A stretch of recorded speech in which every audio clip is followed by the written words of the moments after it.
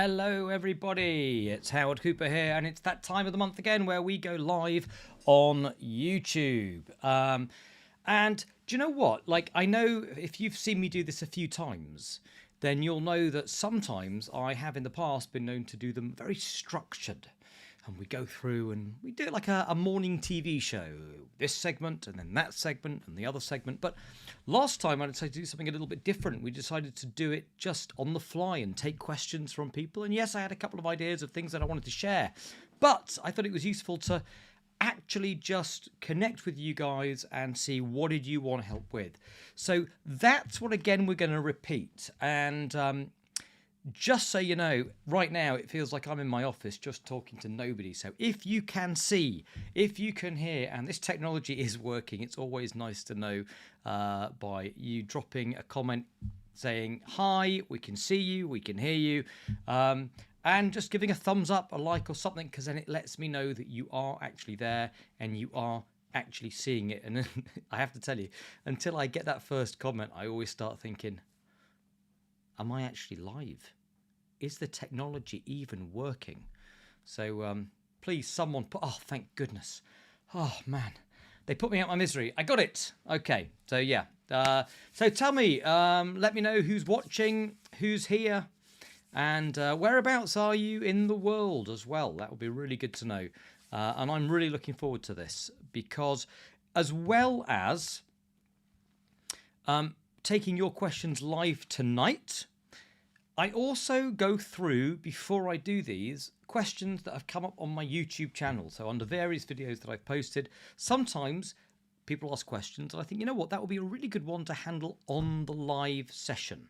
So there we go. Oh, look at that. Mark from Connecticut. Cool. That's great. I love it when you get into international. I'm just based in just outside London. Sweden.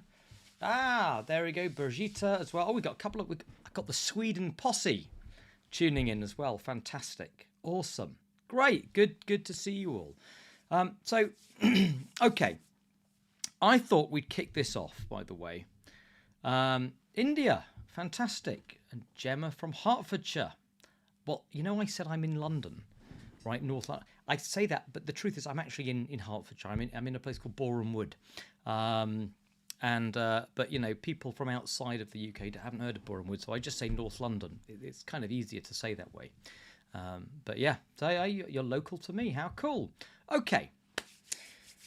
So, how are we going to do this? Well, I'm going to give you all time to sort of gather yourselves, to make yourselves comfortable, to get a feel of the sort of questions that are coming up before dropping your comments and your questions in the comment box.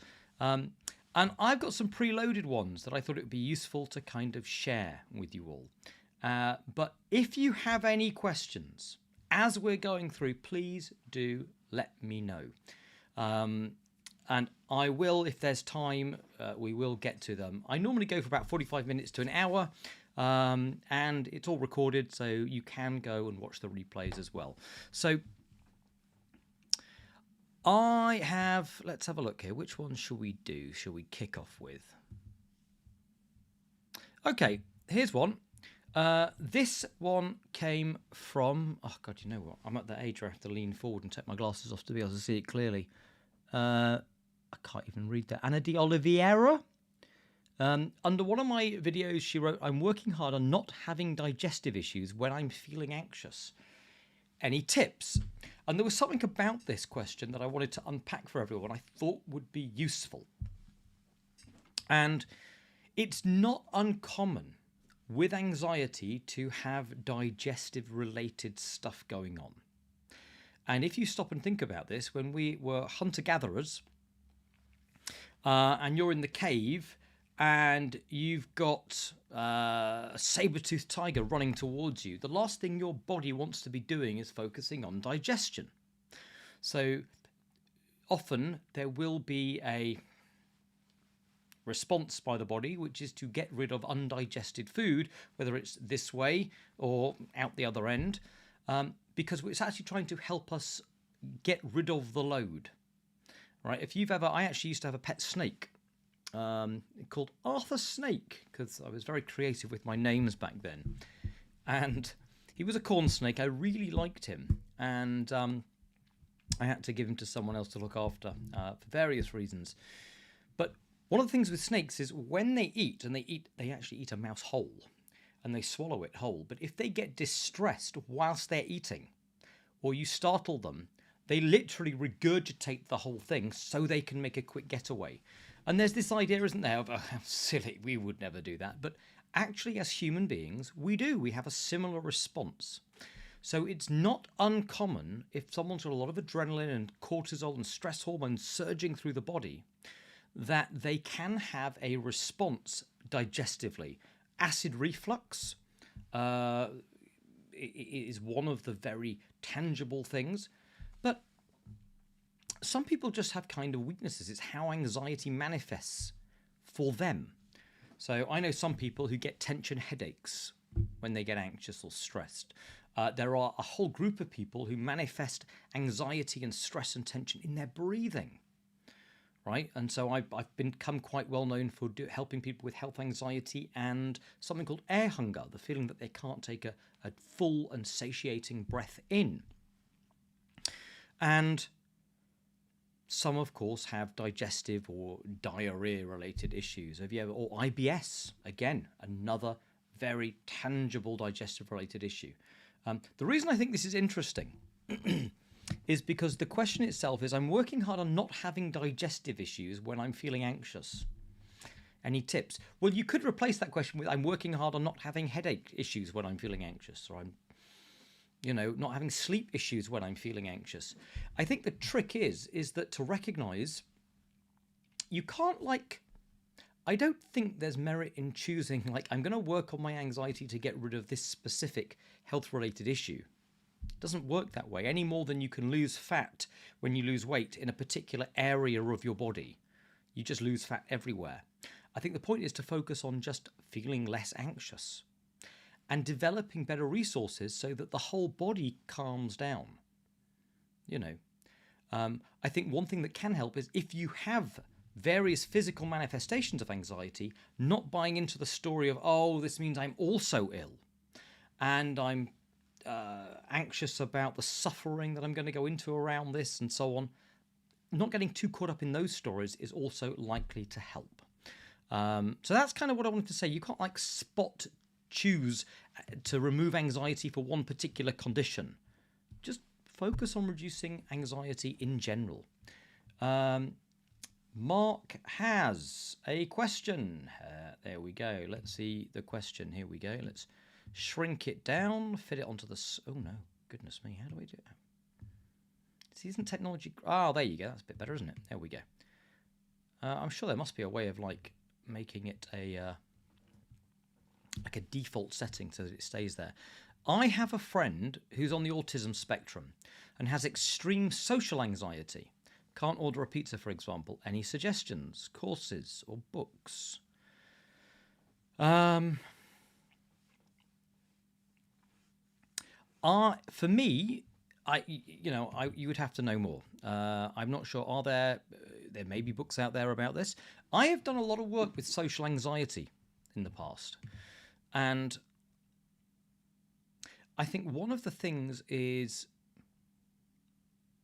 to look at, and I've got to be very, very careful when I pronounce what I'm about to say, and you'll see why in a moment, but is to be very careful around masturbation.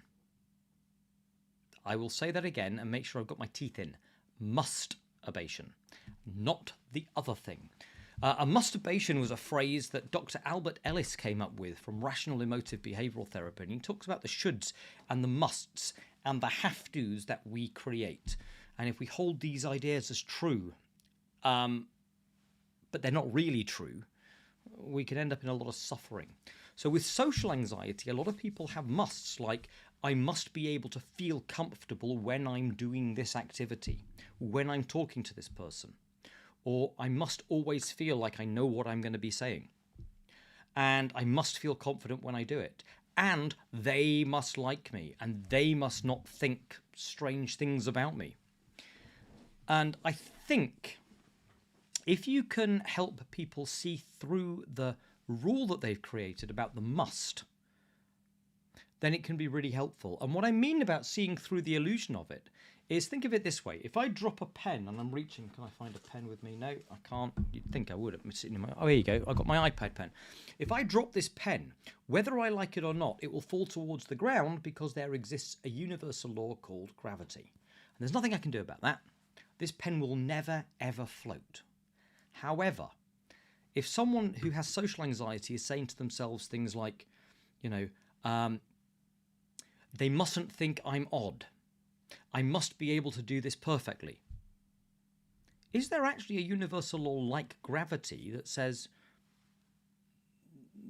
you have to do it perfectly? No. You'd like to, but there isn't a universal law. And when you claim something is a universal and you treat it in that very absolutistic way, there's a lot of tension involved in that. And I'm sure I do this pretty much every time I talk live these days, but here's a good example. If you close your eyes and you say to yourself, I have to relax right now, you'll likely have a lot of tension as you demand that upon yourself. Whereas if you change the words to, I'd like to relax, it feels a lot easier because you're not demanding it. You're much more accepting of the fact that you might not, in fact, relax. And therefore, ironically, it becomes easier to. I've often found with social anxiety, it's much easier to help people if they can let go of having to be liked, or having to not feel awkward at any moment, or having to always know what they're about to say. So these would be the explorations that I think are worth doing, either with a professional or taking a moment in your own time to really challenge these ideas. What guarantees have you got, or are they having in their life? Let me go back a second. What do they need to know has to be true in order for them to be okay?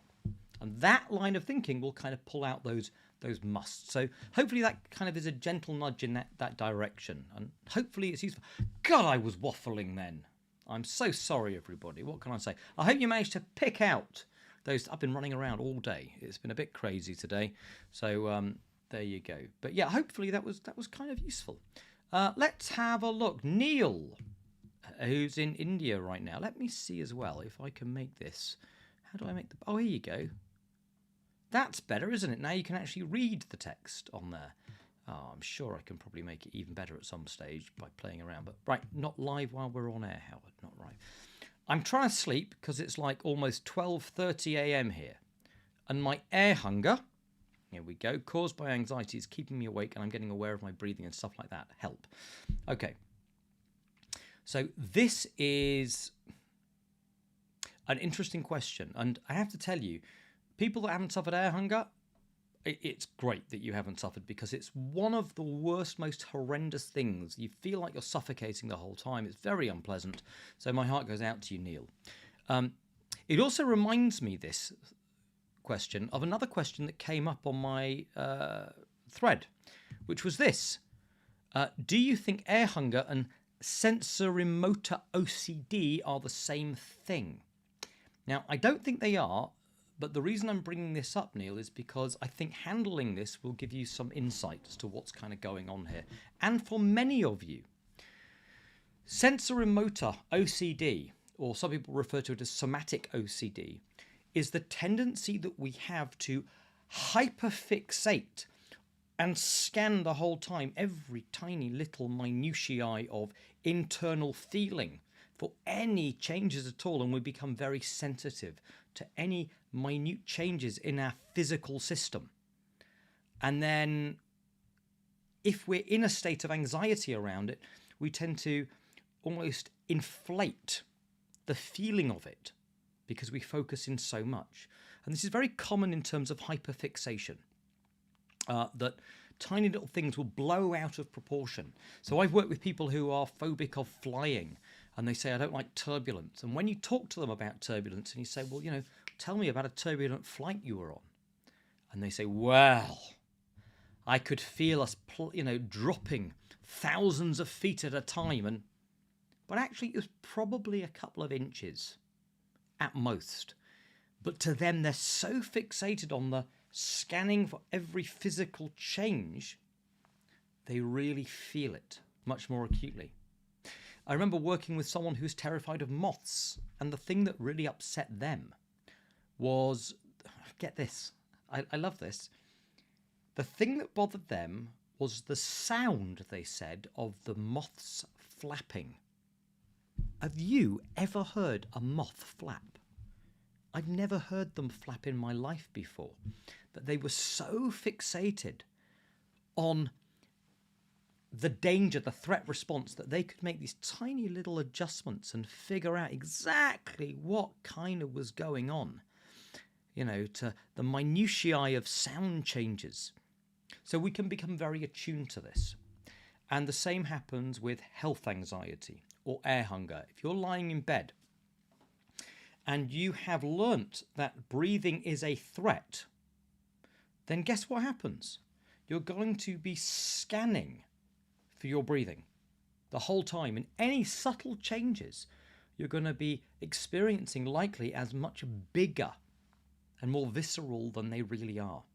So a tiny little feeling of a slight shortness of breath possibly is going to get magnified into, I can't breathe. And then, of course, if we get anxious about that, what's going to happen? We will then increase our respiration, and air hunger actually often revolves around us getting into patterns of overbreathing, which causes us to become too sensitive to carbon dioxide. We become hypersensitive to it. So anything where you get anxious and start overbreathing a lot is going to reinforce that ultimate air hunger pattern. So sensorimotor OCD is, I mean, I don't like the term OCD anyway. I don't. Maybe I think I can feel a rant coming on about the OCD label. We might do that in a moment, but bear with me. But going back to your question, Neil, doing your best to remove the threat response from the sensation of air hunger will over time take out the red flags of danger from it, so that you will not pay as much attention to it at all. Right? It's more about leaning into it, accepting it, and seeing that the sensation by itself has no inherent threat.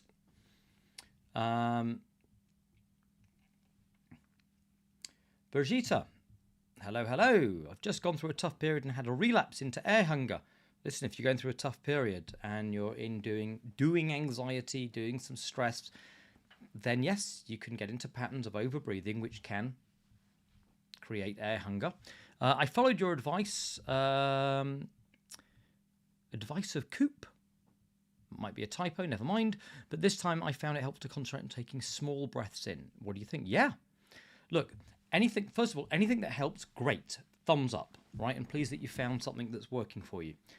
But ultimately, if we're taking very gentle breaths in, we're literally doing the opposite of overbreathing, which can be the cause of air hunger. So kudos to you for figuring that out and moving through that. Well done. That's really good. Okay. I'm going to go on a rant about OCD. I wasn't planning on doing this, but it's coming. It is coming. It's the OCD. I've had loads of clients recently that say they've been diagnosed with OCD, and I don't think they have. Well, no, I think they've been diagnosed with it, but I don't think they got it. Right? And here is why. The job of your brain is to keep you safe, right? So you have to think of it like a radar, right? And this radar is scanning for danger the whole time. And if you have an unpleasant experience with something and you think, I don't want to have that again, that felt bad, that felt scary, that was not pleasant, you're going to be putting a big red flag metaphorically in that radar. And now, what are you more primed to have pop up? Well, you're likely to have those thoughts around the scary, dangerous thing pop up. Why? Because it wants to keep it at the forefront of your mind so that you avoid it in the future. Make sense? And then if you then get into a pattern where the more you think about it, you see it as a threat, the more of these red flags you're going to put on there. And what are the traditional strategies that most people are being given with dealing with anxiety? The positive thinking, or just don't think about it. You distract yourself. But you know what? The more you distract yourself from it, the more you're really saying to yourself, why am I distracting myself from that? Must be a threat. So the very act of trying to get rid of the thought is actually implying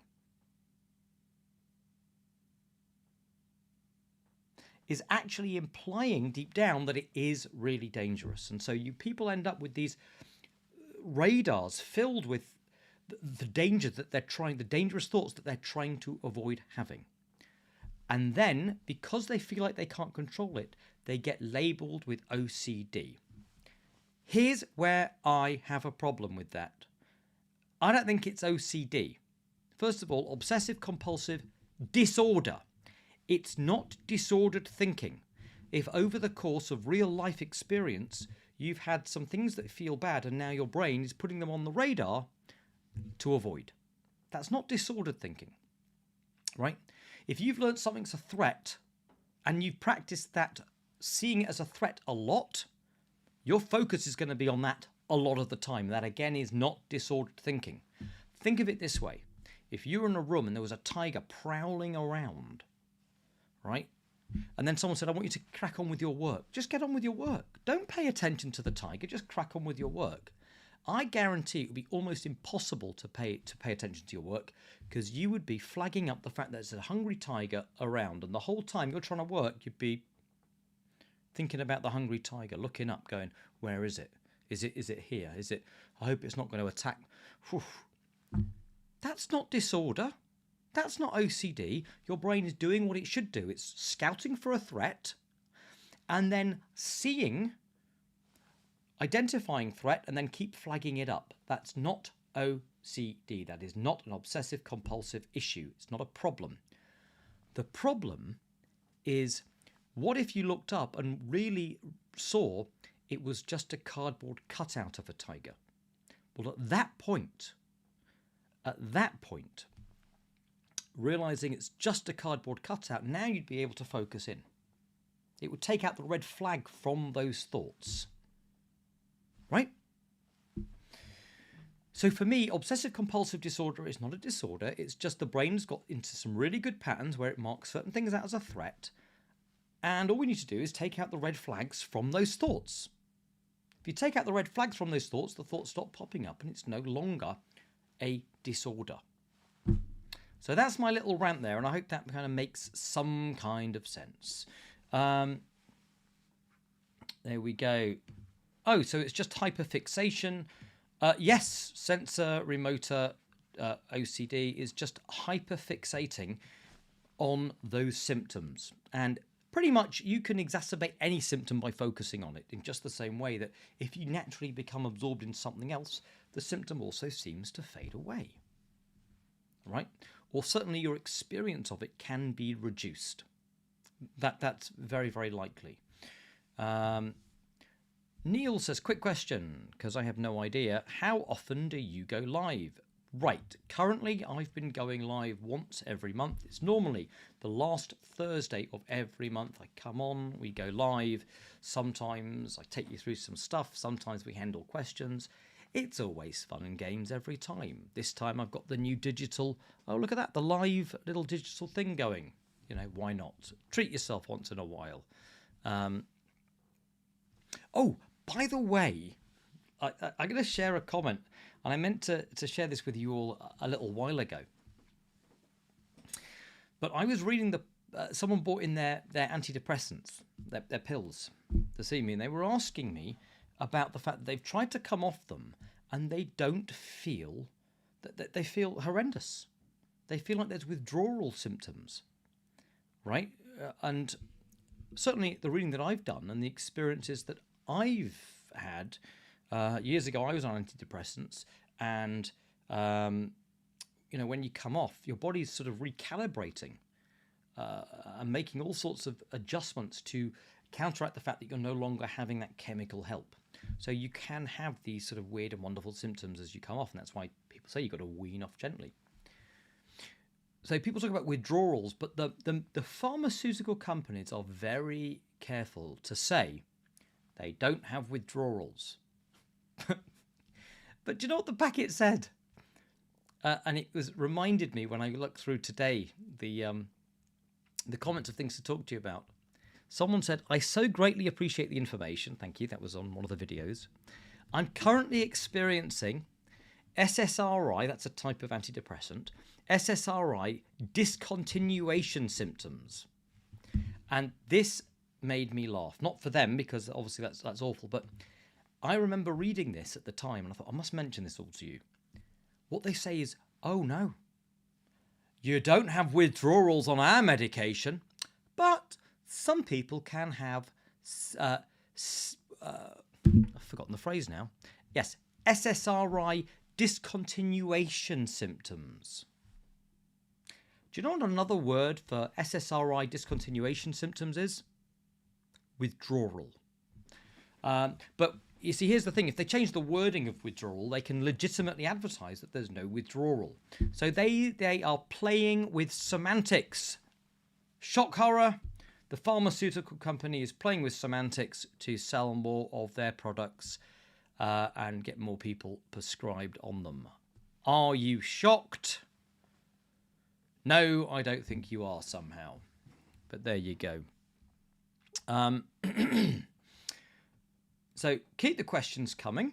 Loving the conversation so far. I shared a video, by the way, a little while ago. It was, I think, 8 strategies to beat anxiety. And one of the strategies I shared was to slow down your internal dialogue, to kind of slow it down. And then someone posted, Howard, how do we slow down our internal dialogue? So it's a great question, which is, how do you do it?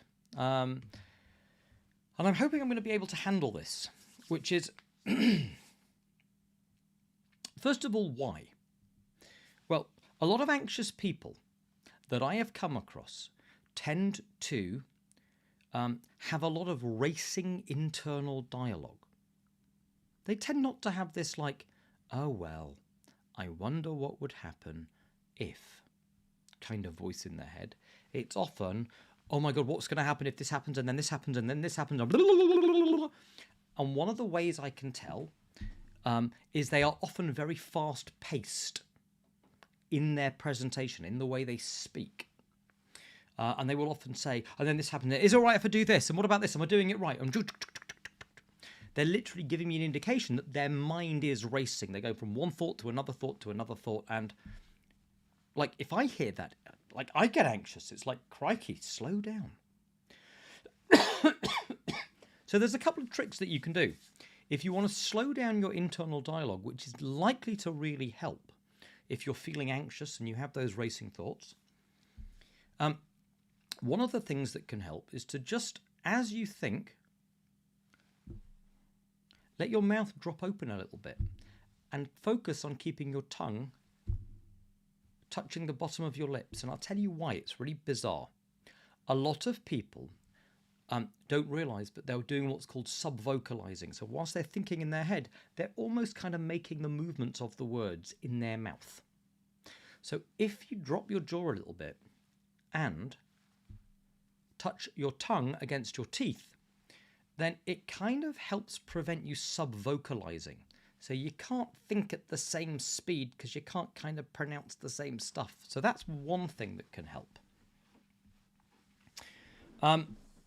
The other thing that I think you can do is just to breathe as you think. And not to berate yourself if you go very quickly. So if you're saying to yourself, you know, if you're thinking about flying and you're going, what if we crash? What if we have a disaster? What if I don't make it? What if there's turbulence? Literally repeat back the stuff you said. Like, it's okay that you said it the first time, but notice that it's the racing thoughts that's causing the anxious response. And then deliberately go back and say it in your mind slowly. What if there, at that kind of speed? It's not necessarily because every time you now think it's going to be in that speed, but taking a moment each time you get a bit ahead of yourself to go stop, play it through slower. Does a few things. One, it kind of patterns this out and it trains the brain to kind of get into that mode where, oh, okay, if I'm racing thoughts and I'm making myself anxious, just go back, say it a bit slower. It begins to automate. The more you practice something, the better you get at it, right? But number two, the fact that when you say it the first time and you feel panicked, and then you say the same words the second time, slowly and deliberately, there's less panic because it's much harder to panic when you're slowing it down deliberately. It helps you see the real truth, which is they're just thoughts. None of it's true. The slowing down is almost the way of breaking the spell of, my feeling is not coming from plane crashing. It's coming from the speed at which I think, which has nothing to do with the actual plane. So often I like to use these tools these days more as a way of helping people nudge them into this insight of, right, it's nothing to do with the plane. It's nothing to do, it's just my thinking. It's just my thoughts, if that makes sense. So, here we go. Travis. Let's see, I haven't even read the question. It's quite brave of me, isn't it? I throw it up there and then read it live in front of you rather than picking them out ahead of time. Hi, Howard. Many OCD platforms focus on breaking down beliefs. This seems unnecessary. This seems unnecessary because my logical mind knows they're irrational. Let me read that so I get it. Hi, Howard. Many OCD platforms focus on breaking down beliefs. This seems unnecessary because my logical mind knows they're irrational. Okay. Interesting. I think we have to make a distinction here. We don't have to, but I think it's useful to make a distinction between logical and psychological. And they're two different things. For example, I don't know why I keep using flying as an example at the moment, but I know lots of people who are afraid of flying. And they say to me things like, I know statistically and logically that flying is the safest form of transport. I get that, I know that, but I'm still freaking out. I also know lots of people who are afraid of spiders, and they go, I know it can't hurt me, but I'm still freaking out. We know lots of people who struggle to lose weight, who know logically that they shouldn't eat that second helping of cake, and they can know that logically as they're putting it in their mouths. So we do know that there's a big disparity between knowing something logically and that necessarily translating into behavior and their body getting it. So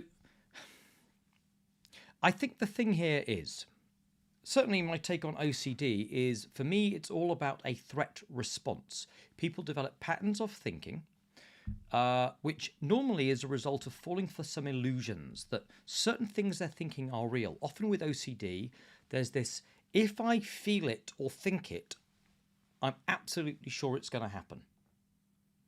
Right? So I have to turn the lights on and off 3 or 4 times, or 16 times before I can walk away, because if I don't, something bad will happen. And what they're doing is that they are imagining them walking away, not feeling right about it, and then something bad happening, and they get so absorbed in the thinking of it that they have to now obsess about the light switch being done the right amount of times, as an example. Right? And on the one hand, you know that is illogical. It makes no sense. On the other hand, if you don't realize on a deeper psychological level that you have created this whole unconscious story playing out where if you don't, something bad happens. And then because you imagine something bad happening, you go in and get a really bad feeling. You respond like it's real. You're likely to then go and get the bad feeling and feed it back into the thought something bad's going to happen, as though giving it more credence. So people can have these unconscious illusions going on they fall for, and at the same time have this logical part of them going, but this makes no sense.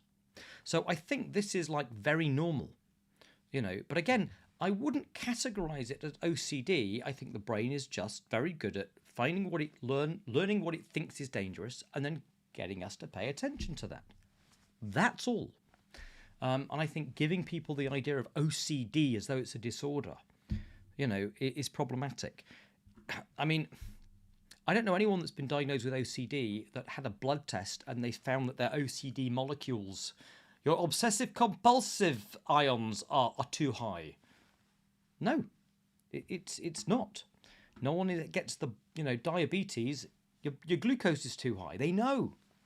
I haven't come across anyone who's had the OCD blood test. Neil says, there we go. I wanted to mention that the control pause exercise and the breath holds really help significantly. Fantastic. That's from the video. I even remember once my air hunger totally went. Yes. But then somehow, some way, my anxiety kicked in, and yeah. So there are some things where it's important to do both the physical exercises to get over it. So in air hunger's case, the control pause, the restrictive breathing exercises, very good. But you also have to deal with the anxiety around it, because they're going to feed off each other. And if you can manage and deal with both at the same time, that really does become the way to overcome air hunger. And some people with air hunger, in the same way I spoke earlier about like digestive issues, some people get a feeling inside of like when they get stressed, anxious, worried, they get a dicky tummy. There are some people who I think have a tendency to store stress and anxiety in their breathing. Right? Simple. That's all. And it becomes something that you manage over the course of your life and actually sometimes it can be helpful. It can be a useful barometer to go have these mechanisms that go, I'm noticing a little bit of air hunger. It's not going to spiral out of control. I'm going to do that stuff that I know about restrictive breathing, around challenging my thinking, dealing with the anxiety, but also take it as an opportunity of going, thank you for this message. Is my life, am I taking on too much?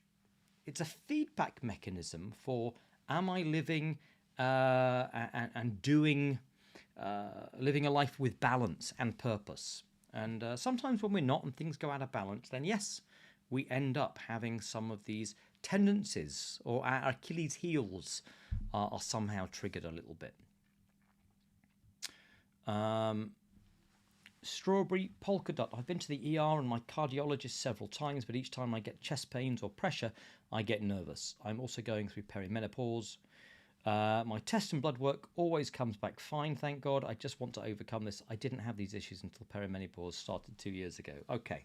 Yeah, listen, I mean, look, hormonally, there can be all sorts of changes that can, knock your sense of equilibrium, and your body is trying to find some new equilibrium. And, I come across lots of people around this time when, they have more cortisol, they have more stress hormones, and it's different, and they can start to worry about it all. But I think one of the things about certainly health anxiety, which is kind of what you're implying there when you get chest pains or pressure and you get nervous, is to really remember there is a big illusion behind health anxiety.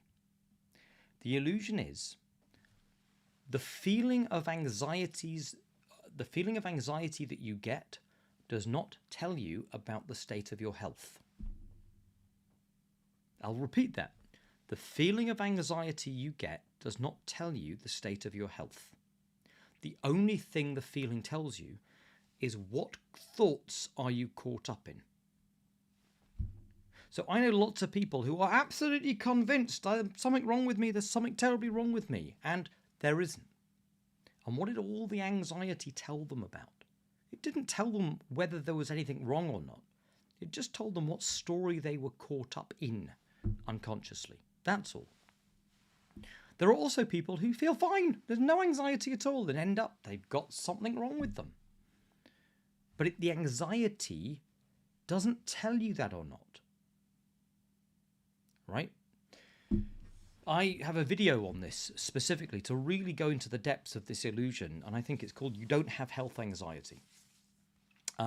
Because I'm trying to help people see, and it comes from, I have a story when I was 18, where I'd had a friend, unfortunately, that I'd heard about who died from esophageal cancer. And It upset me, and I like spicy food, and he talked about having a bit of acid reflux. That's how he first noticed the symptoms. And I remember having a spicy meal one night, and that was it. I got a bit of acid reflux. And I had the thought, what if it's esophageal cancer? And that thought freaked me out, and I got tense and I got anxious, and I thought, don't think about it. And the more I tried not to think about it, the more I, of course, thought about it. The more I put the thought of esophageal cancer and what if it's that on the radar. So now the only thing I could think about was that, and I was getting anxious. So I went to bed that night. I woke up in the morning, and I could still feel acid burning. I hadn't had it overnight before. Well, you know why I was having it? Because I was very anxious. Anxiety can cause it, right? But now, of course, put yourself in my shoes. I've now had acid reflux overnight. This is the longest it's ever happened. So I thought, well, just don't think about the possibility of esophageal cancer. That would be awful, wouldn't it? That would be really, really horrendous. Don't think about... And again, the more I told myself not to, the more I thought about it, the more anxious I became. So suddenly I get to a week later, and I've had a week pretty much with this terrible acid reflux. I'm telling my parents, I can feel it. It's been there a week. And now they're looking at each other again. Well, it's a bit unusual, isn't it? He's 18 years old. We've got the digestive issues of an old lady. Having Gaviscon at the end of every meal, maybe we should take him to a doctor.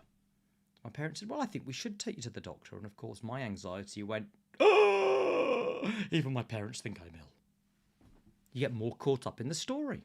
The doctor says, well, it's a bit curious that you're having this level of acid reflux and discomfort there. Maybe we should send you to a consultant. A consultant! The doctor thinks I need a consultant. So suddenly you can see how the story begins to grow. And I'm getting more and more anxious about it. And I see the consultant. He says, well, it is a bit unusual. This is now 3 weeks I've been having. It's a bit unusual. We should probably do an endoscopy. Have a look. He thinks I need an endoscopy. So by this stage, I remember waiting. I had 2 weeks to wait for the endoscopy. And I am just, at the time, I'm like, oh my word, I'm in such excruciating pain. I'm in excruciating pain. And I even began to feel what I could feel like was a lump in there. And I was like, oh God, it really is. It's getting worse. It feels like a lump. And what am I going to do? And this is it. This is it. This is it. This is it. I had the endoscopy, and I remember waiting in recovery and the doctor coming round and saying to me something along the lines of, so we've had a look.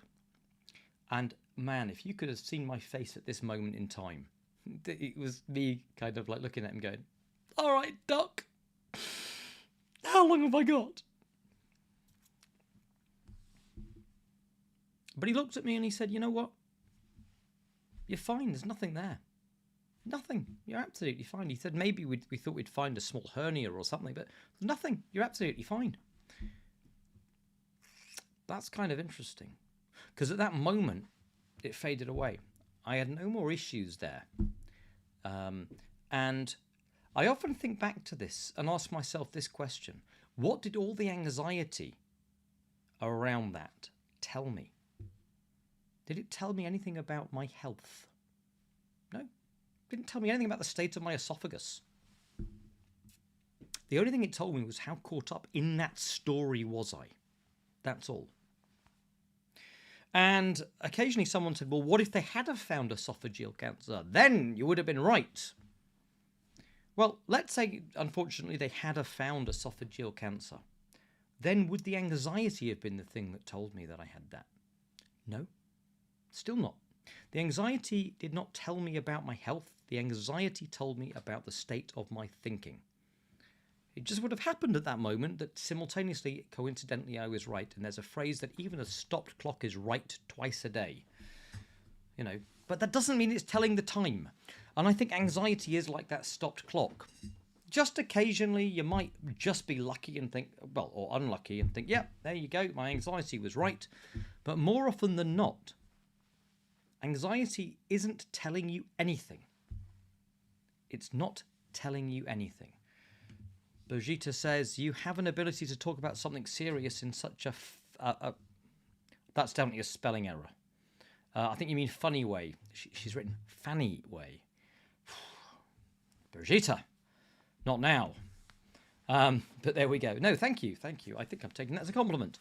But in all seriousness, That is the big illusion behind health anxiety. And in many ways, that is why I don't even like referring to it as health anxiety. Because even that framing of it implies that the anxiety is telling us about our health. It's not health anxiety, it's just anxiety. Right? So there we go. So let me have a look here. Is there any more questions? Oh no, there aren't any more questions. Oh, James, nice to see you there. Nice to see you. I want to share a fun comment that came up. We have every so often I go online on YouTube and I have a chat with a guy called Jørgen Rasmussen. Jørgen is a Norwegian change worker. I think he's very skilled at what he does, and he's very good at calling out what I think is the bullshit in the industry. And we did a recording quite a while ago now, and I would definitely recommend checking it out, where we just chat, we talk shop about therapy. But often people talk about what makes a good therapist and how do we do therapy well. But on this particular video, we decided to look at what makes a good client. I think that's really interesting. What makes a good client? Because I've had clients in the past where they come and, put it this way, at a very basic level, if someone comes in and they sort of point at you and they go, go on then, fix me, there's very little I can do because it is a collaboration. It needs to be by default a bit of give and take. It's about a meeting of mind. It's about me presenting some ideas, seeing what they make of it, me hearing what they're saying, me figuring out what patterns they're running. And there's this dance, this collaboration. But someone who comes in with their, go on then, fix me, it puts a stop to it. So we were kind of sharing on this video the sort of the rules of thumb that we have to know whether someone's a good client or not. And we kind of point out that sometimes there are people who, unfortunately, they seem quite entitled, and they're often very desperate. They sort of ring up and go, you have to help me, please. You have to drop everything you are doing right now. You have to help me, please, please, please, please, please. And don't get me wrong, I get that. I get the suffering. I get that some people are in very dark places. But interestingly enough, I've also seen the other side of this, which is they will sometimes say, can you fit me in? Can you squeeze me in? Can you please, please, please, please, please? But then you shuffle things around, and then they're the people that tend not to show up or just cancel on you. And I've noticed it with quite some consistency. So we were talking about this, and last week I got a comment, and I did just want to bring it to your attention. Under this video where we're talking about what makes a good client, we got this comment appear. I'm going to read it out. What a jerk, bruh. Glad I am with a therapist that listens to me instead of laughing at me or cracking shitty jokes. Hope you guys reevaluate some of the takes in this video. So I saw that. I don't know whether he was hoping that he would sort of shake me up a little bit. No, I thought it was hilarious. This is someone who probably, if I could hazard a guess, felt a little bit triggered because perhaps, and by the way, if he sees this comment, I'm bound to get another comment from them, aren't I? Probably identified with some of the traits that we were saying, well, probably not a great client. So that sounds to me like someone who's kind of really reactive and reacting to, oh God, I feel exposed. I feel like they're seeing me. How dare they? This is not appropriate. So it became the archetypal keyboard warrior, as it were. But yeah, that amused me. So I thought I would share. Is there anything else anyone would like to ask before we wrap up for the evening? Sorry, I've got a dry cough. It's, you know, so forgive me if I've been coughing all the way through here. There we go. Any questions? Bueller? Bueller? Bueller? Nope. Okay then. Please, it's been helpful. Daft Sandwich. I love that name. Daft Sandwich, thanks. This has been helpful. No problem at all. I'm really pleased you tuned in. And oh look, I do these every last Thursday of every month. Please do tune in. And by the way, I also do a lot of work with people one-on-one. So if you have some specific issues that you would like some help with and you'd appreciate my take, and however much I try and make these interesting and dynamic and fast-paced and engaging and so on, it's not one-on-one therapy. So we don't have the time to really sit and unpack your very specific issues. So please do reach out. My details are under my bio. You can go to rapidchange.works. Reach out. It'd be great to hear from you. If you've got any specific things that you want help with, happy to always do that. Thank you, James Brown. That reference is aging. Yes, I know. Bueller, I know. Strawberry Polka Dot, thank you so much. Absolute pleasure. Really appreciate you tuning in. And listen, be well, everyone. Have good months, and I will see you all at the next one. All the best.